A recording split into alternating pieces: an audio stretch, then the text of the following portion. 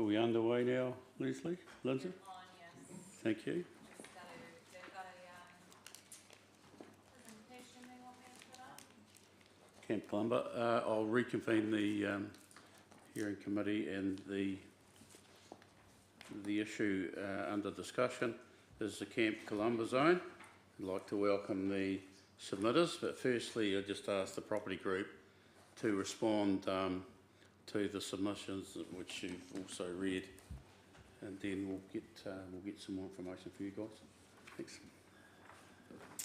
Thank you. So in the supplementary evidence that was circulated this morning, I think there might be a copy on the table there for you. Is that right, Lindsay? Supplementary evidence, yeah.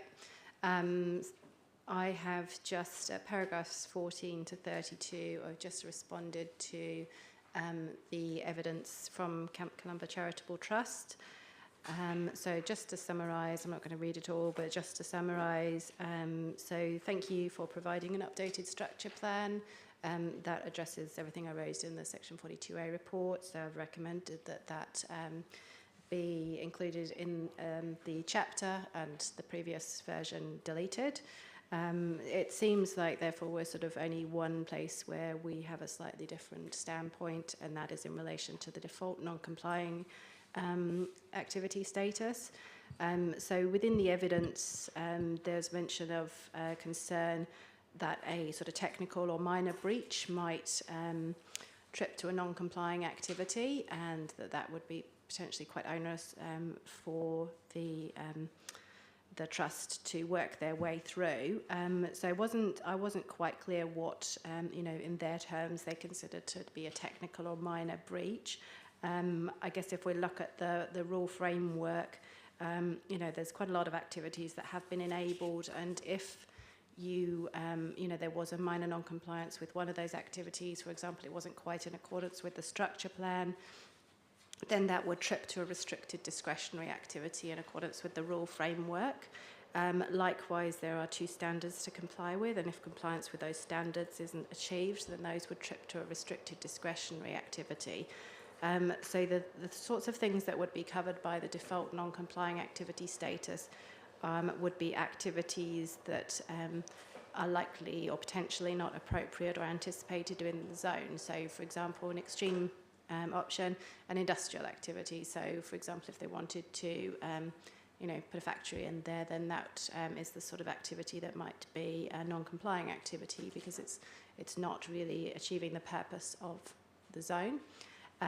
But I would be quite interested to hear from the trust as to what sort of activities they have concerns that might be tripped by the non-complying activity status. And yeah, have a listen to that. So, I mean, that's sort of the supplementary evidence in a nutshell. I'm happy to talk to it in more detail or answer any questions if you would like. Any questions for the panel members? In terms of the Appendix A that goes with the report on page 3, Rule 6, the activity status where compliance not achieved shows non-compliance with CCZ Rule 6.3, non-complying. Just to update you, I think you've crossed that out on the next page, so yes, that correct. should That come should out be as well. Yes. And in Rule 7, reference to S3 should then read, I think, to S2. Yes, correct. Now, question I've asked on other ones, do we have any rivers or streams running through this zone? Yes, we do. Right.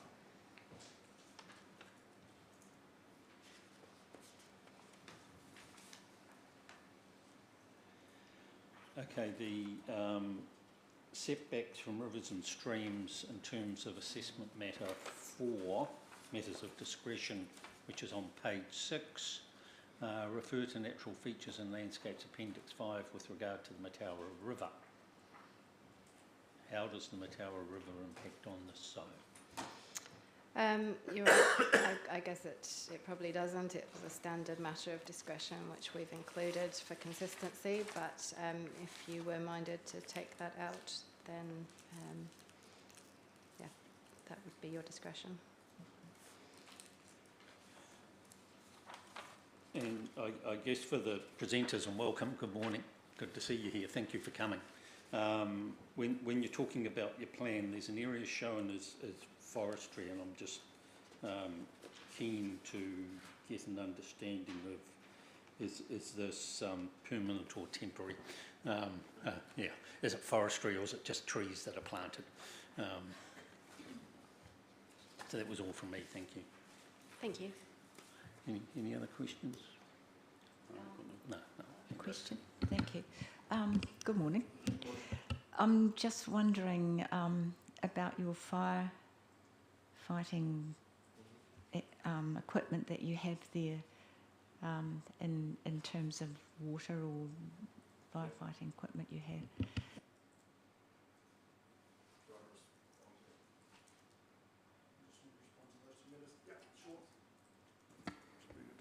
Yeah. Well, firstly, just thank you for having us here to hear us out. My name is Dave Bruce, and I'm the camp manager at Camp Columba. Also, sort of have a background in outdoor instructing and outdoor education. Sitting with me is Hamish Ware, a surveyor, and to address those couple of issues that have been brought up. So, number one, the firefighting. So, essentially, what's set up is we have a hydrant scheme, which is the fire brigade would turn up with a pump, put it into the Pukerau stream, and they have a permanent hose which goes from the stream up to the campsite. And so essentially that's the standard that we have set with the local fire brigade, and they come and run a number of drills and practices just to make sure that they know the system's working and that they're comfortable with that setup. So we have 2 hydrants on site, and then we have a number of obviously just stock standard fire hoses, extinguishers, etc. There is also a large body of water in point 8 on the map. There is a couple of ponds, so there's other access to water as well. So you're not likely to run out of water then? No. Yeah. The forestry question, it wouldn't be considered industrial forestry. Obviously forestry has a lifespan, and there will come a point where that forestry will need to be replaced or replenished. And we have had a recent situation where we've had a number of trees die out, so that's just an example of potential replanting that will need to happen in the future. Through section sort of 11 and 6 down the bottom end of the map there, that there is actually where our wastewater disposal fields are, which is controlled by Environment Southland or monitored by them, and we manage it. So essentially that's why the forestry exists. So it's not likely that it'll disappear entirely. I see on the updated one on the screen that it refers to it as plantings, whereas the copy that we've got in our agenda describes it as forestry. Right, Oh, yes. Two does have plantings, yes. So you preempted my question, thank you. And there we go. Yeah. Well, it's primarily shelter, isn't it, too? And landscaping, because those banks aren't overly suitable, possibly, for other Yeah, they're all activities. south-facing. Yep. Yeah. So that's part of the reason. So plantings is probably a better word than what we had when we submitted. I guess all the changes that we've made through this process have been to probably, well, we sort of realised during the course that what Dave's also developing as we've been going. So there's some updates to it that's sort of accounted for, but we realised some of the terminology and stuff we'd used probably was a bit askew from where it could be for, to be better aligned with what's happening. So that's what's happened. We've changed some of the terminology, e.g. plantings to forestry, probably removed some of the photographs and some of the other stuff around it because we realised that probably some of that was irrelevant really to the purpose of the plan. So we've sort of stripped it back and left it there. And now we think, well, as far as Dave and I can come up with at the moment, at this point in time, this is how this site will go forward. But yeah, I mean, that's all that we can see from this point in time, isn't it? So hence, I guess, where the discussion goes back to the non-compliance, discretionary discussion. And while I share your concerns around the fact that there's some activities that shouldn't occur there, I don't see the difference between it being discretionary or non-compliance from council's point of view of protection. I see, though, there being a lot more consequence, especially, while we have a fairly good planning regime in force at the moment, there have been times, and at other local councils too, we tend to attract inexperienced staff, shall we say, and there's been a number of times within this council and other adjacent councils where some interpretation of that hasn't been ideal due to a lack of experience. So the word non-compliance to some of those less experienced planners tends to elevate it beyond what some of these non-compliances might be, and discretionary tends to end in a more rational point of view. So I guess that's where I'm coming at it from with the plan too. We also have an operative district plan that defaults to discretionary and not non-compliant too, and that's, I guess, going to be a theme that I keep pushing through, is that I think it's a more appropriate default. And the things that, say, the property group are really concerned about, such as heavy industry establishing or something, then I see that as a problem, but we could probably almost be considering something like that being forbidden activity in this kind of area anyway, because of the watercourses and the topography. It just doesn't, it's not suitable for heavy industry.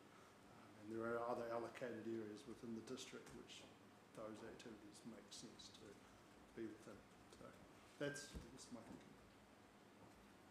Yeah, and just to add to that, it's probably for us being a charity that tries to maximise the use of the donations and finances that we have in a way that we steward it really well. To incur unnecessary cost is big for us. I mean, it's big for any organisation, but ultimately we like to steward what we get given and do that well. And the fear is that if we end up in a non-compliant situation, then there's costs spent that doesn't need to be spent. That's it. Yep. Would the property group like to respond to that? Your recommendation, non-complying as opposed to discretionary? Can I ask a question first? The whole idea of having an enabling zone was to give an opportunity for the plan provisions to provide what you would want to do in the next 10 to 20 years. So what might you want to do that isn't shown on this plan? It is fair, yes, it's a fair question, but it's also, I know, it's very hard to see the future too, Keith, I suppose. That's part of the issue, is trying to crystal ball gauge is, in terms of what adventure camping might look like. I have regular discussions with Dave about this. It's an interesting topic, isn't it? You don't know. I mean, would you have seen where you are now 5 years ago? No, and I think if you look at the history of Columba, there's been periods where it's sat as it was for a long period of time, and then there's been periods where we have a growth phase, and that's where I guess the vision comes in. I'm only carrying a baton, and I'm there for a time, and who knows how long that will be. We've been there for 7 years now, and our board, obviously, there's some rolling motion or natural attrition that happens within a board of trustees. So visions can change, and I think that's our biggest thing, is we're trying to look long term here, and knowing that there's variables in the system. A part of the picture that we've put as a structured plan here is knowing that our existing buildings are ageing, and at some time their life will be up, and if their life is up, then we need to be able to replace them without, I guess, not being able to function for a long period of time. So with development of that top area of camp, that can enable us to actually better service our groups and continue to function well into the future, because we can start to roll groups through and then develop the old buildings that we have.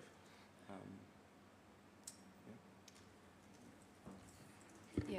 Yes. So yeah, no, it sounds great ambitions you've got for the camp. So that's awesome. I mean, I guess there's probably 2 points there. You know, if you're looking to replace existing buildings that have just reached the end of their life, then you have existing use rights under the RMA to do that. But as Commissioner Hovell sort of alluded to, the zone is pretty enabling. So, I mean, you won't have had a chance to have a look at my supplementary evidence yet, but I've just kind of expanded on the activities and what they mean and what's kind of encompassed in them. So, you know, community facilities, okay, 2 words, but actually encompassed in that is quite a lot of different activities that you can do. So, you know, there is a lot of activities that have been enabled. And if you were doing one of those activities and it wasn't quite in accordance with the structure plan, you know, say you wanted to actually do it in a slightly different part of the camp from what the structure plan provided for, then that actually trips to a restricted discretionary activity. You know, and there's limited matters of discretion for the planning officers to consider. So that's a more contained sort of consent. So in that regard, I think, you know, the activities should hopefully align with your reasonable long-term vision for the camp. And if you know, you do want to move things around on site, you know, you're looking to sort of, you know, regenerate one area and you think actually it's going to work better over here, then the planning framework is relatively enabling still for that. It's just a consent process to go through with the council as a restricted discretionary, where the planners, you know, they have set matters that they consider. So it's not like that kind of consent would trip to a non-complying activity.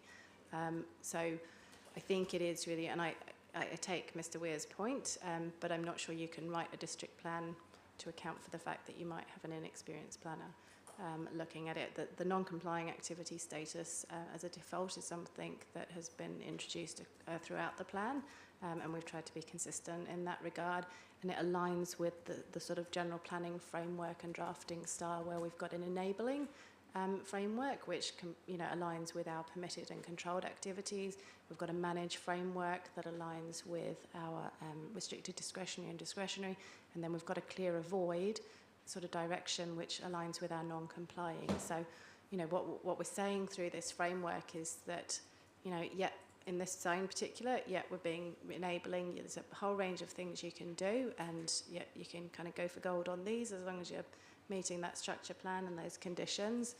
You know, if we're looking to manage something, then yeah, you're going to need a consent, but we've got a sort of scope of considerations through the matters of discretion, and then through the non-complying, that's actually to capture those things that really wouldn't be appropriate. And it's not to say you couldn't get a resource consent, and you know, it is a, you know, every case is different. There are times, you know, when you can have a restricted discretionary consent that's actually quite complex to work through, and I'm not saying that would be the case here, but in general terms.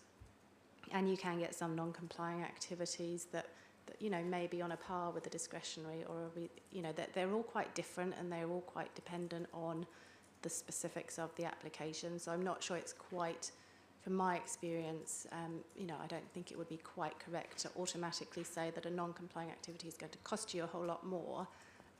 You know, it may do, yes, but it's not you know, it's not an automatic kind of thing, but it does send that clear message that actually, you know, more thought has to be given as to whether that is something that should be permitted in the zone through a resource consent. So that's just a sort of bit of background as to where we landed with recommending a default non-complying activity status across the plan, and why we've been consistent in this zone. But yeah, I do understand your concerns, but I think the framework in the chapter should enable you to have some slight differences from the structure plan without, you know, too much of an onerous consent process. Is there more you want to say before I ask a few more questions? Does any part of your zone flood? No, not that we've had. It would just be in terms of the dams. Obviously, they get high water when we get high water. But Yep. that's the only area. Do people turn up now or potentially in the future in camper vans to stay? They turn up and try, but typically we don't accept camper vans, no. Do you, okay, so I guess for the planning team, the zone doesn't refer to temporary activities. And I'm just wondering what provision would apply to the zone for temporary activities. Yeah, I'll come back to shops later. Yes, so temporary activities are covered in the temporary activities chapter. So they're a district-wide matter. So they sit, sort of alongside or, above, however you want to view it, the zone chapter. So if it's provided for in the temporary activity chapter, then, that sort of covers everywhere. So can we have a quick look? Can we have a quick look at the temporary Yeah, sure. chapter and go through the activities that provides for, which will give you more flexibility as well? Bear with me, I'll just bring the chapter up.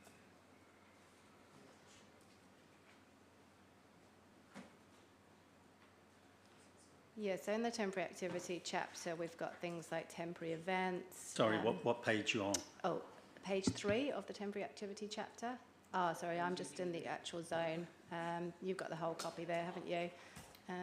Bear with me, I'll get... Page 324 if you got the full plan. Oh. Page 324 if you're looking at the full plan.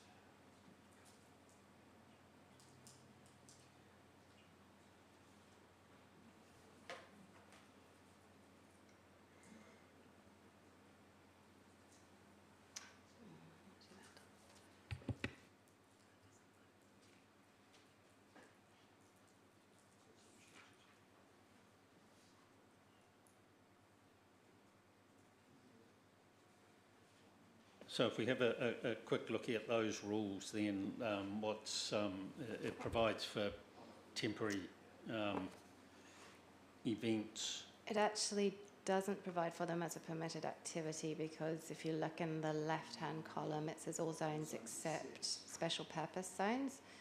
So you would need, so if you were doing a specific temporary event, so say, and this is just a temporary event, and temporary event is defined, so it would be different from what they could do as, I say, community event, which includes things like recreational, sporting, cultural, safety, health, welfare. So if you were having a gathering, as part of the Camp Columba activity as a community, sort of, it's a bit misleading that it's called community facility, that's a national planning standard thing, or a sport and recreation activity, you were having a gathering under those activities as part of the Camp Columba, it wouldn't necessarily be a temporary event, it's kind of provided for through the zone activities. The temporary event rules are designed, if council's got a reserve and they're having a festival, that's the sort of thing that would be covered by a temporary event. Those kind of gatherings are already enabled within the Camp Columba zone through, say, the sport and recreation activity or the community facility, or what else have we got? Education facilities. If you've got a group of kids that you're teaching, outdoor education to, that's covered already. But if there was something, I suppose, that was outside of those that fit the bill for temporary events, there's nothing to preclude them getting a resource consent as a restricted discretionary, so that's not something that's going to be a non-complying activity. I'll just have a So I look at guess what that led to was that if it is a temporary activity, it's a restricted discretionary, not discretionary, so you're better off. Yes, better off than non-compliant, but yeah, I guess I hadn't thought through the relationship with that rule. Yeah, I hadn't seen that it's excluded, from the zone. Might need need some more thought. And with that additional evidence that's been provided, I'd like to give you an opportunity of having a look at that as well, and if you wanted to come back to us later today, it'd be worthwhile. Do you have any retailing that takes place? Do you have a tuck shop? Do you have a little shop that sells the things that they forgot to bring? No, we don't. We sell hoodies and a little bit of merchandise, but not from a retail perspective, if you know what I mean. It's not a shop. Yeah.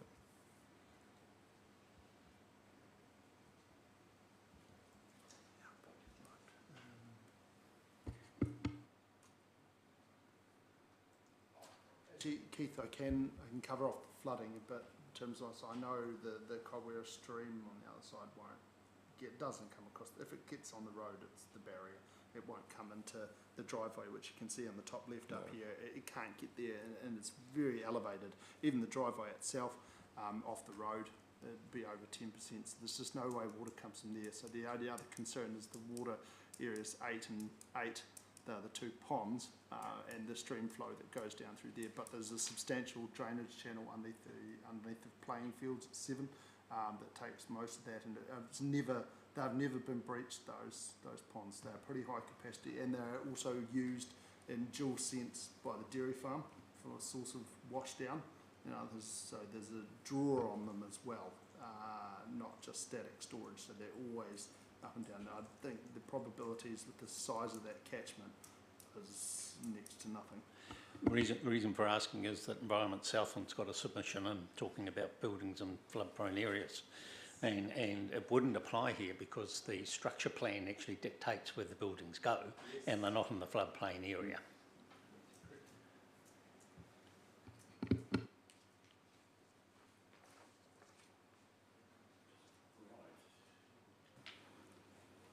I don't need any more information or questions. Anyone else? Can I just say then, after having a read through that, you want to come back to us, can you do it through Lindsay? Sorry, yep, that's what I'll send her an email after we've had a discussion. Thank you for coming in. I think that's probably helped the circumstance for both of us. That's great. Thank you.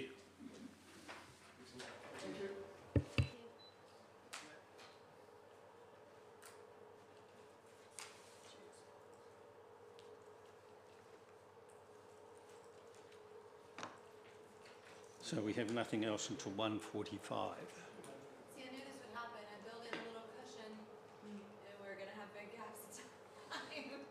Sorry. I'm wondering if we can. No, we need to read through the stuff that we had this morning. Yeah. So I think I was going to suggest we bring Ruth back earlier, but it's going to take us a little while to read through that and absorb it. And Okay, I will take this then. Yeah, I mean, we can ask her, I'm not sure exactly how her day looks, she'd be all right for coming at 3, but if you wanted her to come earlier, I can ask. She accepted my meeting invite for 3 o'clock, but if Yeah. I need to change it, then just let Yeah. me know or not. Well, we've got let's talk about it when we come back in 45 minutes. Okay. We'll adjourn and reconvene.